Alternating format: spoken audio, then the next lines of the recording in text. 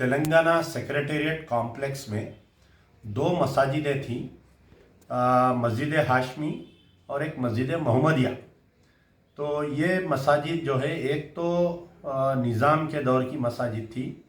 जिस वक़्त तेलंगाना सेक्रेटेरिएट यानी जब निज़ाम की हुकूमत थी, तो उस वक़्त पे निज़ाम आखिरी निज़ाम जो निज़ाम दक्कन मीर उस्मान अली पाशा के दौर, उनसे पहले के जो निज़ाम थे उस दौर में वहाँ पर जब सेक्रेटेरिएट बनाया गया था तो वहाँ पर एक मस्जिद बनाई गई थी। उसका नाम था मस्जिद मोहम्मदिया, ताकि जो है वहाँ के मुस्लिम एम्प्लॉइज़, मस्जिद के यानी जो हुकूमत के मुस्लिम एम्प्लॉइज़ नमाज़ पढ़ने के लिए, तो निज़ाम सरकार जो है एक मस्जिद ही नहीं बनाए थे, बल्कि वहाँ पर एक मंदिर भी बनाए थे हिंदू एम्प्लॉइज़ के लिए।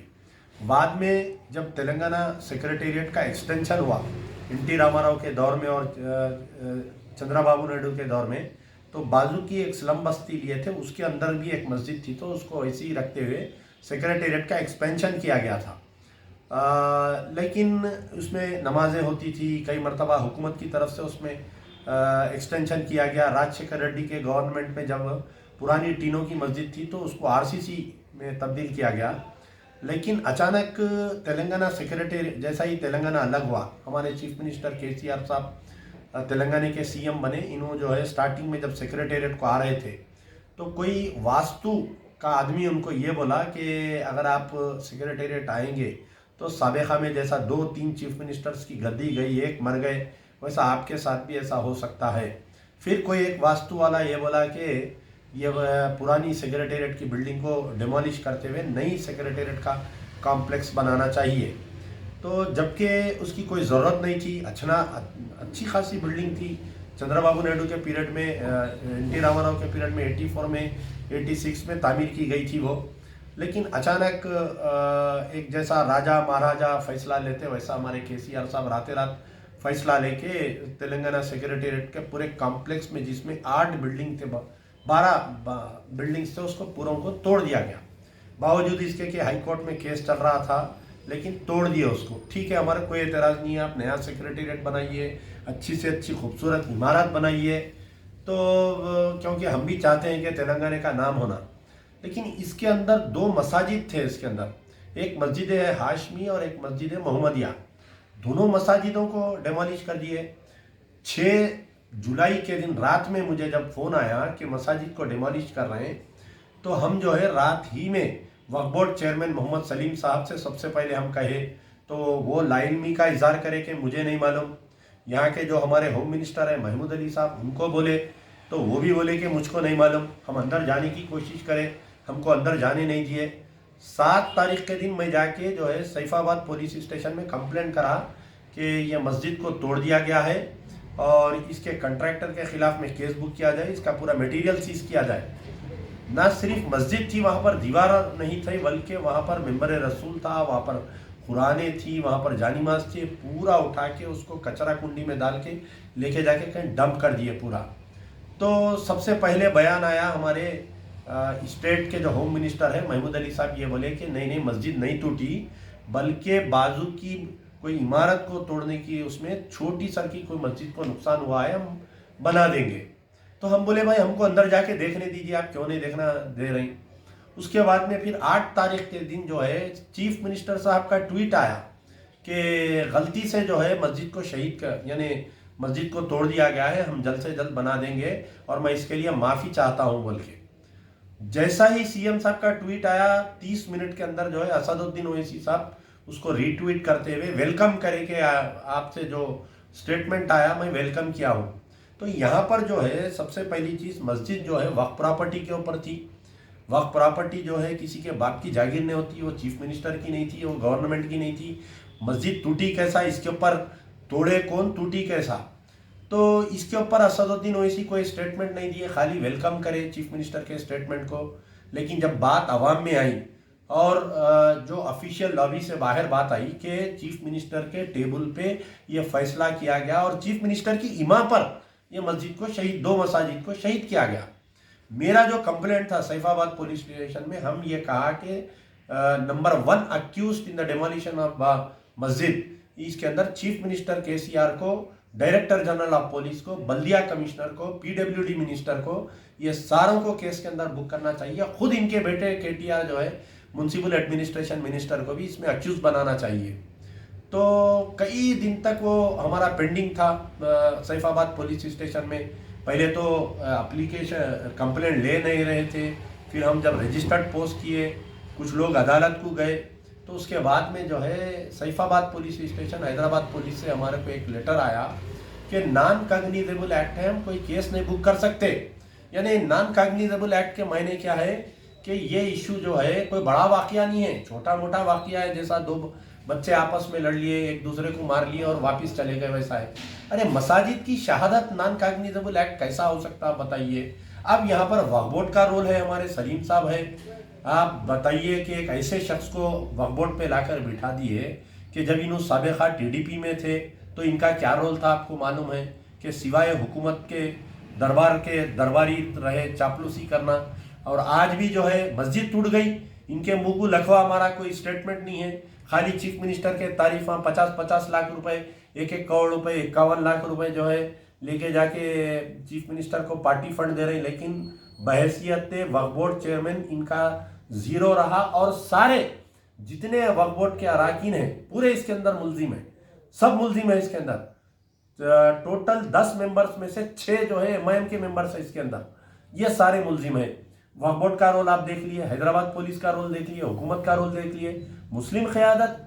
आप बताइए कि जितने लोग टीआरएस की तायद किए थे 2018 असेंबली इलेक्शन में, 2019 पार्लियामेंट इलेक्शन में, सारे खामोश है। जमात इस्लामी खामोश है, तामीर मिल्लत खामोश है, जितने उलमा मशाइखीन जो तायद किए थे वो खामोश है, खद्दावर शख्सियतें जो जामिया निज़ामिया के हैं जो तायद किए थे, तमाम लोग खामोश रहे।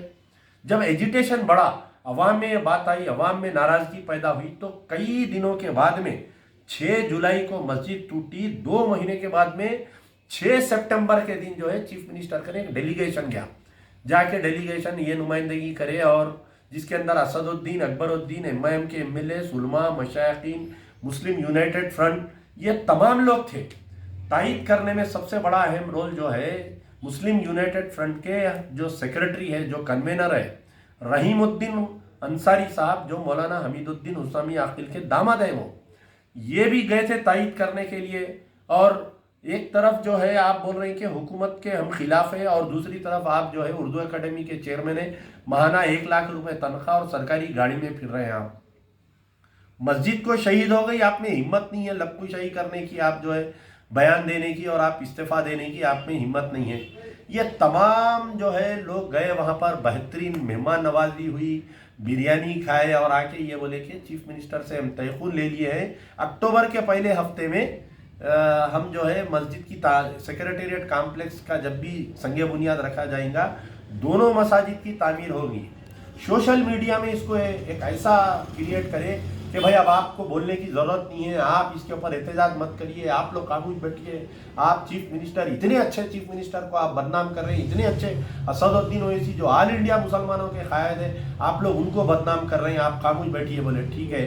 बल्दिया इलेक्शन आया, सारे उलमा, मशाइखीन, मुस्लिम यूनाइटेड फ्रंट खामोश रहे, किसी में हिम्मत नहीं रही कि मस्जिदों के बारे में पूछने के लिए। अब जो है जॉइंट एक्शन कमेटी पहले सिग्नेचर कैंपेन चलाई थी, जिसकी वजह से मजबूरन ये लोग जाके जो है चीफ मिनिस्टर से मिले।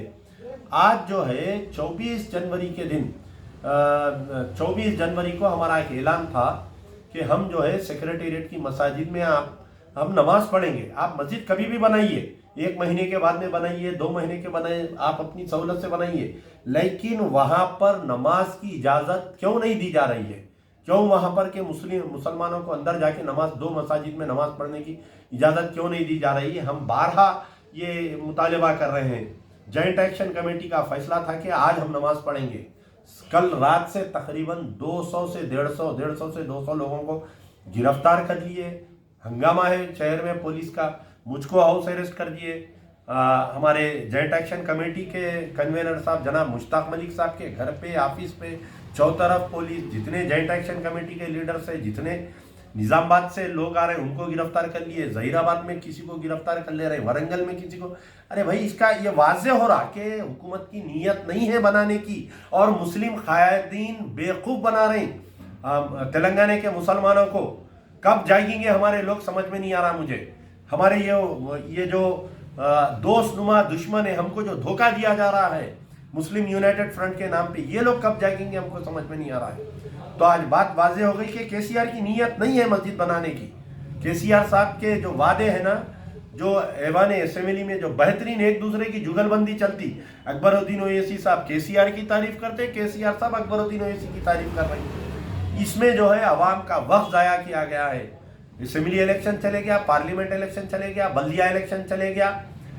अभी भी देखिए मुसलमानों की नाराजगी बोलिए, आप अल्लाह की मार बोलिए कि ये जो ग्रेटर हैदराबाद म्युनिसिपल कॉरपोरेशन में इनके सीटों का नुकसान हुआ। अगर केसीआर जो दीवार पे लिखा हुआ है अगर नहीं पढ़ेंगे तो मैं समझता हूं कि 2023 में इख्तिदार से हाथ धो देंगे ये। और जो मुस्लिम कायदीन इनके चापलूसी कर रहे हैं केसीआर साहब की, उनको भी अवाम अल्लाह की तरफ से मार पड़ेगी और अवाम उनको सबक सिखाएगी। आज जो अरेस्ट किया गया है, जिनको हाउस अरेस्ट किया गया है, जिनको नमाज पढ़ने से रोका गया है, हैदराबाद पुलिस का जो एक्ट है मैं उसको कंडेम करता हूँ। I strongly condemn the Hyderabad police act. एक तरफ जो है नूर खां बाजार में, दारुल शफा में, पत्थरगट्टी पे, मदीना बिल्डिंग में राम मंदिर के चंदे का जुलूस का परमिशन दे रही। आप जो है एक तरफ चार मीनार की मंदिर कने, भाग्या लक्ष्मण मंदिर कने आके जो है बीजेपी के, आरएसएस, विश्व हिंदू परिषद के लोगों को जो है आप पूजे की इजाजत दे रही, तो आप मुसलमानों को मस्जिद में नमाज पढ़ने की इजाजत नहीं दे रही। ये वाजे हो गया कि केसीआर के पैंट के अंदर चड्डी है अंदर। आज वाजे हो गया पूरा एडमिनिस्ट्रेशन जितने लोग हैं। और सबसे बड़ी चीज, महमूद अली साहब, आप एक मुसलमान होते हुए मस्जिद के मामले में आप झूठ बोले कि आप एक मलबा गिरा बोल के बोले। ऐसा ही झूठ जो है महमूद अली साहब आपके अंबरपेट में एक खाना मस्जिद को शहीद कर दिया गया था, जब भी ऐसी झूठ बोले। फिर ऐसे ही झूठ जो है जो नारायणपेट में आशुर खाने को शहीद किया गया, ऐसा ही झूठ बोले। फिर ऐसी ही झूठ महमूद अली साहब वरंगल में जो है लाकअप, एक मुजफ्फरनगर के एक बच्चे को लाकअप डेथ में मार दिया, तो बोले नहीं उन्हें कुदरती मौत मारा, हार्ट अटैक आया। तो ये आप कब तक अपनी आखिरत को क्यों खराब कर ले रहे हैं, समझ में नहीं आ रहा भाई। आप देखिए ये आप deputy chief minister, home ministry तो आपको आपके गुनाहों को बख्शाने वाली नहीं है। आप क्यों अपनी आखिरत को खराब कर ले रहे हैं, समझ में नहीं आ रहा मुझे।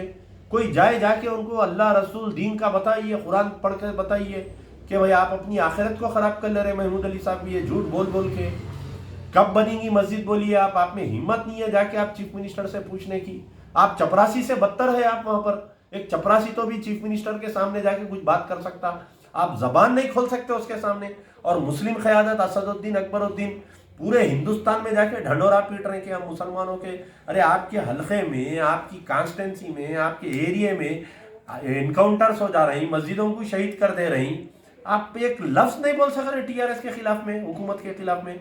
मजलिस बचाओ तहरीक का मुतालबा है कि ना सिर्फ सेक्रेटेरिएट की दोनों मसाजिद उसी मुकाम पर बनना चाहिए, अंबरपेट की शहीद करदा मस्जिद भी बनना चाहिए, एयरपोर्ट की शहीद करदा मस्जिद भी बनना चाहिए, नारायणपेट का जो आशुर खाने को शहीद करे वो भी बनना चाहिए, और जो कोत्तागुड़म में, खम्मम में जो मस्जिद को शहीद किया गया था उसको भी बनना चाहिए। मसाजिद को शहीद करने पर कांग्रेस का जो हाल हुआ वो टीआरएस का भी हाल होगा। जो कांग्रेस के कायदीन आज दर बदर जो भीख मांगने में पढ़ रहे हैं ना, वैसा टीआरएस के कायदीन का भी होगा। और तमाम उलमा मशाइखीन जो टीआरएस की तायीद कर रहे हैं, अल्लाह के दरबार में सबको सवाल होंगे, अल्लाह ताला के दरबार में सबको सजा मिलेंगी इंशाअल्लाह।